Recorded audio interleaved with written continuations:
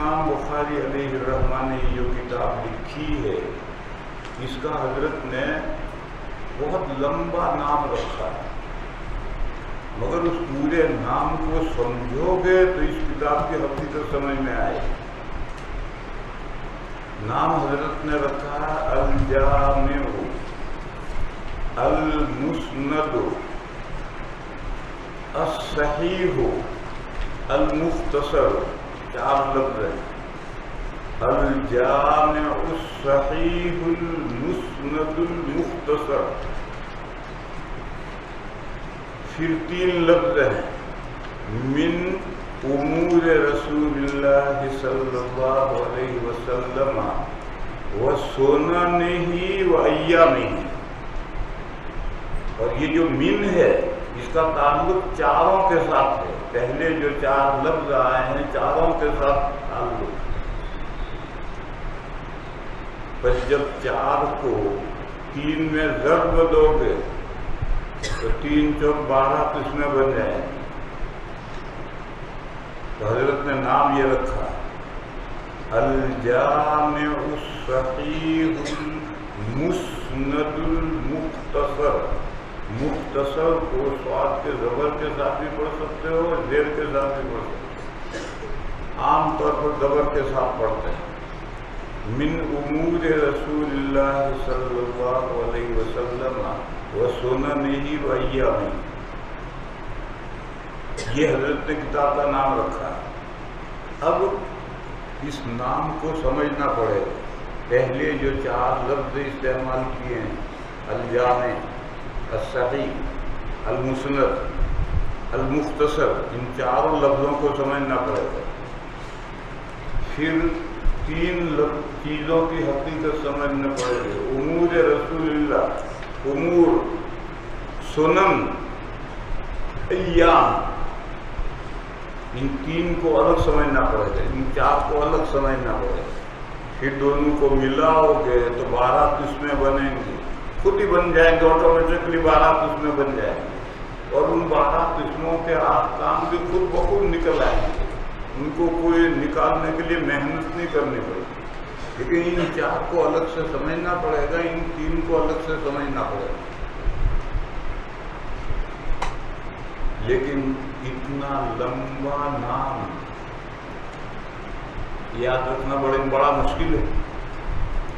جو تمہاری اتنی بڑی جماعت ہے، کل کو میں اگر پوچھوں گا تو تم میں سے ایک کو بھی یاد نہیں، الا ماشاء اللہ۔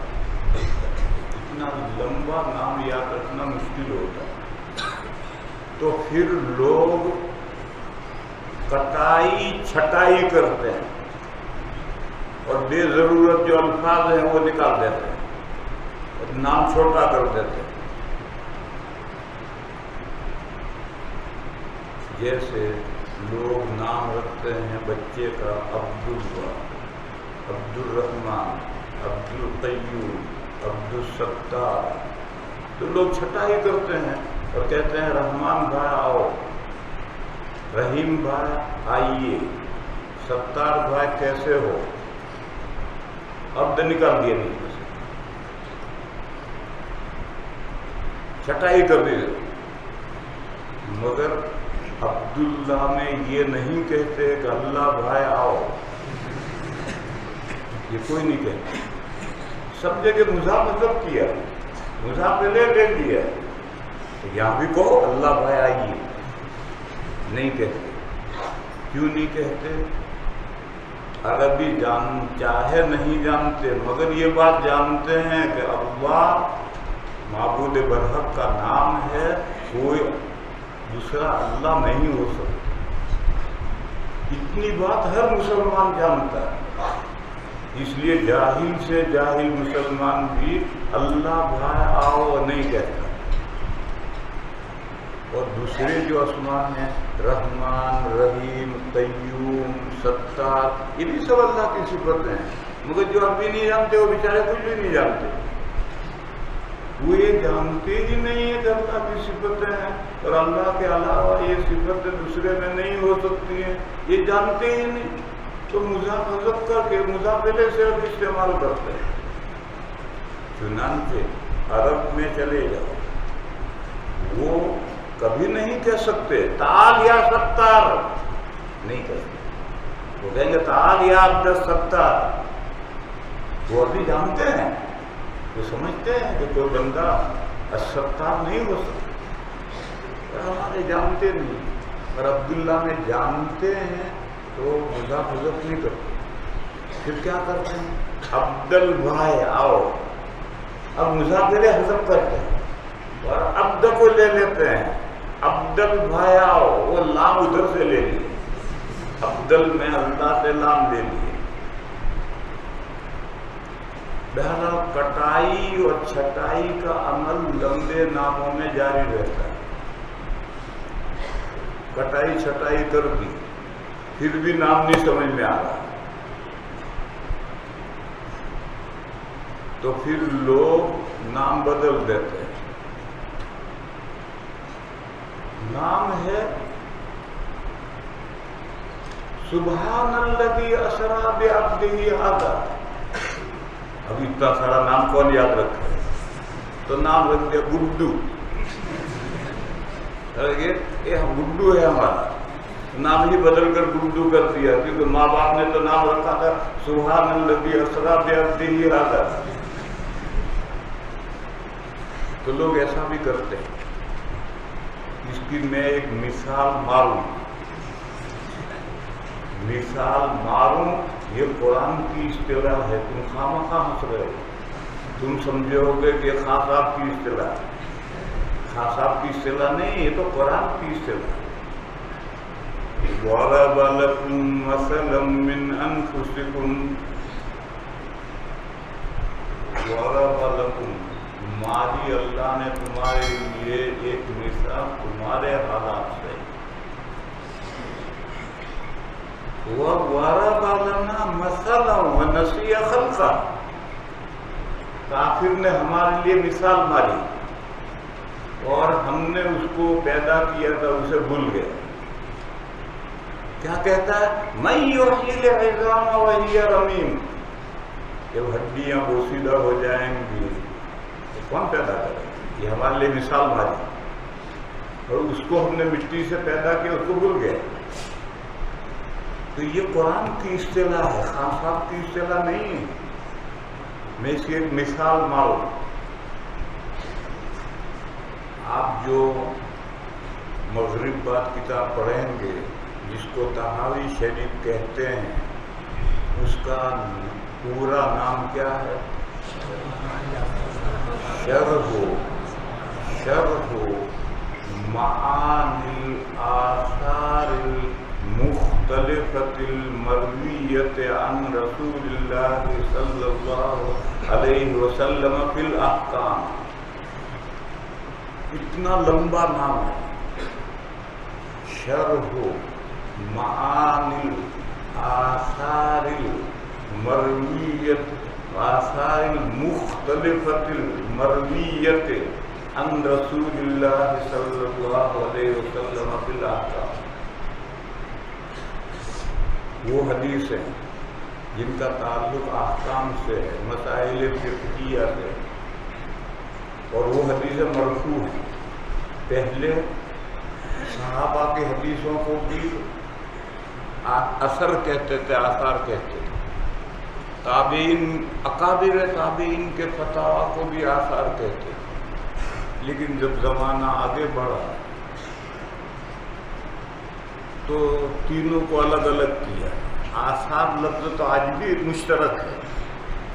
مرفوع حدیث ہیں، موقوف حدیث ہیں، مقطوع حدیث ہیں. تینوں کے لیے آثار لفظ تو آج بھی مشترک ہے، مگر تینوں میں فرق کرنا ضروری ہے. تو مرفوع حدیث کے لیے آثار کے بجائے احادیث لفظ کر دیے. اس میں مرفوع نہیں بڑھائیں گے، بس حدیث. اور صحابہ کے فتاویٰ کے لیے احادیث موقوفہ، اور اکابر تابعین کے فتاویٰ کے لیے احادیث مقطوعہ. تو حضرت امام طحاوی علیہ الرحمہ نے جب یہ کتاب لکھی تھی تو آثار لفظ مشترک تھا، لیکن حضرت نے حدیث کے معنی میں استعمال کیا ہے. صحابہ کے اقوال اور تابعین کے فتاوی مراد نہیں لیے. ہاں یہ قید لگائی کہ وہ احادیث مرفوعہ کا تعلق مسائل فقہیہ سے ہو فی الاحکام. پھر ان حدیثوں میں تعارض المختلفہ، جیسے ایک حدیث کہتی ہے الماء من الماء، دوسری حدیث کہتی ہے اذا التقى الختانان فقد وجب الغسل. دونوں حدیثیں مرفوع ہیں، حضور کے ارشادات ہیں، وہ دونوں میں تعارض ہے. اس تعارض کو حل کرو. حل کرنے کا طریقہ یہ ہے کہ یہ جو آثار ہیں، احادیث ہیں، ان کے معانی کی اس طرح وضاحت کرو کہ تعارض ختم ہو جائے.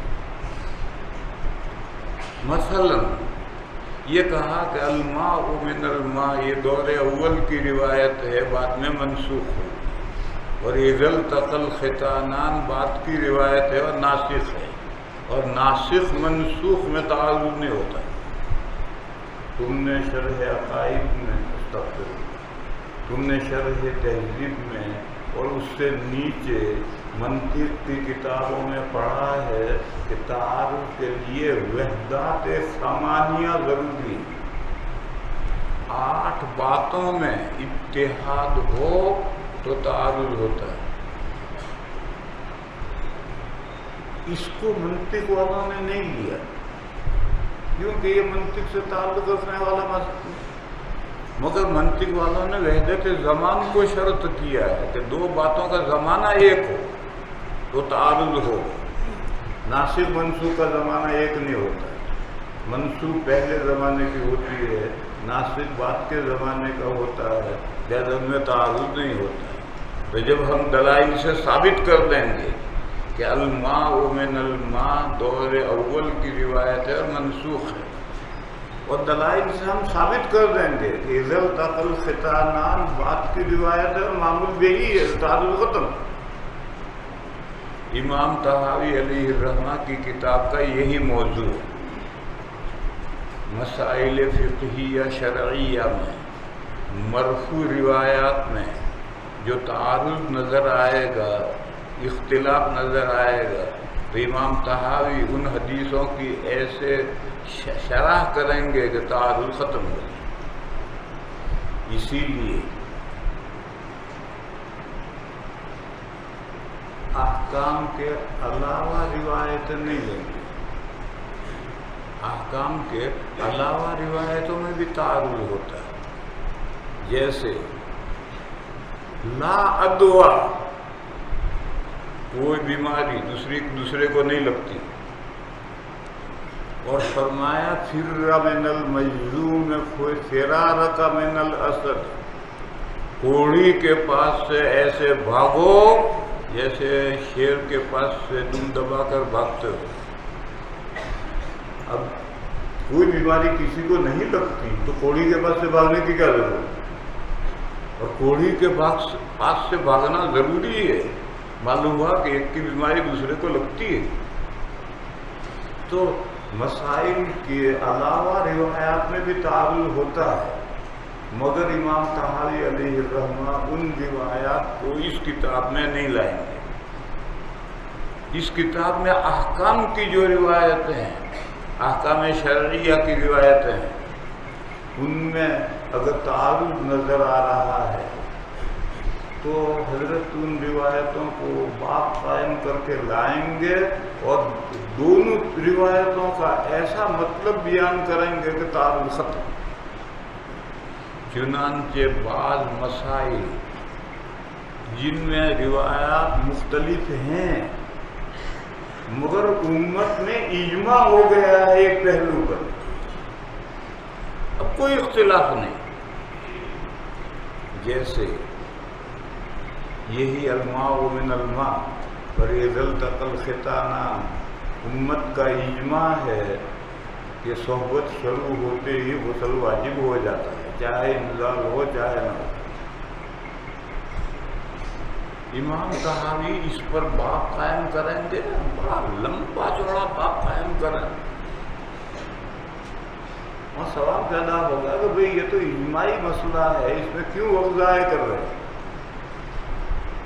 جواب یہ ہے کہ مسئلہ چاہے اجماعی ہے لیکن روایات میں تو اختلاف ہے، بس اس اختلاف کو حل کرنے کے لیے باب قائم کرنا ہے، اور باب کو قائم کر کے وہ اختلاف حل کیا جائے گا۔ تو ایسے مسائل جو اجماعی ہیں ان پر بھی باب کریں گے، اور ایسے مسائل جو فقہ سے تعلق نہیں رکھتے ان کو نہیں لائیں گے۔ معلوم ہوا کہ حضرت کی کتاب کا موضوع یہی ہے کہ احکام کی حدیثوں میں اگر تعارض نظر آ رہا ہے تو ان حدیثوں کے معنی کی ایسی وضاحت کرو کہ تعارض حل ہو جائے۔ اب پھر نام دیکھو، شرح معانی الآثار، احادیث کے معانی کی وضاحت، شرح معانی الآثار المختلفہ، وہ احادیث جن میں کتاب پر پانی نہیں رکھا کرتے، وہ احادیث جن میں تعارض ہے، المرویت عن رسول اللہ صلی اللہ علیہ وسلم۔ یہ قید کیوں بڑھائی؟ اس زمانے میں صحابہ کے فتاویٰ کو، اکابر تابعین کے فتاویٰ کو بھی آثار کہتے تھے، اور آج بھی ان کو آثار کہتے ہیں۔ یہ تو حدیث لفظ نیا لائے اور یہ احادیث مرفوعہ، یہ موقوفہ، یہ مقطوعہ، تو یوں فرق کر دیا، ورنہ آج بھی تینوں کو آثار کہتے ہیں، بس دو کو نکالنے کے لیے المرویہ عن رسول اللہ صلی اللہ علیہ وسلم بڑھا ہے۔ بس اگر صحابہ کے فتاویٰ میں تعارض ہے، اکابر تابعین کے فتاویٰ میں تعارض ہے، صحابہ اور تابعین کے فتاویٰ میں تعارض ہے، امام طحاوی سے بحث نہیں کریں۔ جیسے مسائل فقہیہ کے علاوہ حدیثوں میں تعارض ہوتا ہے، اس سے بحث نہیں کرتے، ایسے احادیث موقوف اور مقطوعہ میں اگر کوئی تعارض ہے حضرت اس سے بحث نہیں کریں گے، صرف احادیث مرفوعہ، المرویت عن رسول اللہ صلی اللہ علیہ وسلم۔ پھر احادیث مرفوعہ میں بھی تخصیص فی الاحکام، غیر احکام کو نکال دیا۔ اب اس پورے نام کو اچھی طرح سے آپ سمجھ لیں تو طحاوی شریف کی حقیقت سمجھ میں آ جائے۔ شرح معانی الآثار المختلفۃ المرویۃ عن رسول اللہ صلی اللہ علیہ وسلم فی الاحکام۔ مگر اتنا لمبا نام کون یاد کرے گا اور لے گا؟ تو قطر بیونت کی پیچھے سے سب کاٹ دیا، شروع سے لفظ شرح حذف کر دیا، اور نام رہ گیا معانی الآثار۔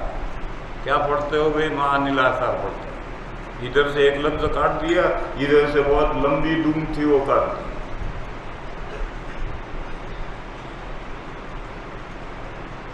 مگر مراد ہے معانی الآثار، احادیث کی وضاحتیں، شرح کے معنی وضاحت ہی تو ہیں، معانی کے معنی یعنی وضاحت ہے۔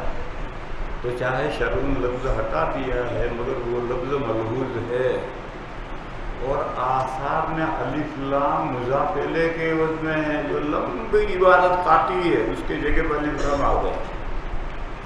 احادیث سے مطلق احادیث مراد نہیں ہیں، مختلفہ حدیث مراد ہیں، مرفوعہ مراد ہیں، احکام کی حدیث مراد ہیں۔ بہرحال ادھر سے الف لام لے آئے عوض میں، ادھر سے لفظ شرح کا مفہوم لفظ معانی میں تھا، تو اب نام مختصر کر دیا معانی الآثار۔ مگر یہ نام بھی عربی جاننے والے جانیں گے، جو عربی نہیں جانتے وہ بیچارے کیا کریں؟ تو انہوں نے پھر نام بدل دیا اور مصنف کا نام کر دیا۔ کیا پڑھتے ہو؟ طحاوی شریف پڑھتے ہو۔ تو طحاوی یہ تو مصنف کی نسبت تھی، اسی کو مصنف کی نسبت بنا دی تو طحاوی شریف پڑھتے ہیں۔ عرب ممالک میں چلے جاؤ کوئی یہ لفظ نہیں استعمال کرے گا، اور وہاں یہ کتاب چھپے گی تو طحاوی شریف اس نام سے نہیں چھپتی، وہ معانی الاثار یا بلکہ شرح لفظ بھی استعمال کرتے ہیں۔ شرح و معانی الاثار، اس کتاب کے ٹائٹل پر شرح و معانی الاثار لکھتے ہیں، اور بولتے بھی یہی کہ وہ سمجھتے ہیں کہ ہمارے بدھ کے دن پیدا ہوئے بدھو، یہ بھی نہیں سمجھتے، تو انہوں نے نام ہٹا کر کے دوسرا نام رکھ دیا۔ یہی عمل ہماری اس کتاب کے نام کے ساتھ ہوا ہے۔ سارا نام حذف کر کے رہ گیا الجامع الصحیح، ٹائٹل پر یہی لکھا ہے، آگے کا سب حذف۔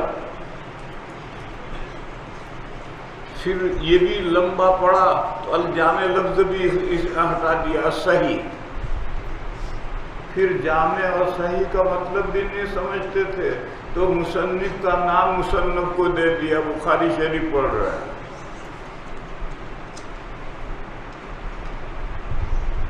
ایسا کرنے میں کوئی حرج نہیں۔ عبد الرحمن کو اگر گڈو بنا دو تو کیا حرج ہے،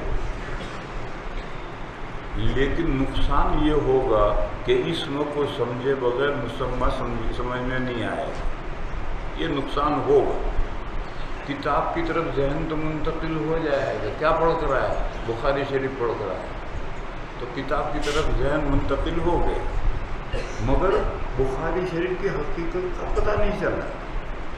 اس لیے طالب علم ہونے کی حیثیت سے ضروری ہے کہ حضرت نے جو کتاب کا نام لکھا ہے، نام رکھا ہے، اس پورے نام کو ہم سمجھیں تاکہ کتاب کی حقیقت ہمیں ہماری سمجھ میں آئے۔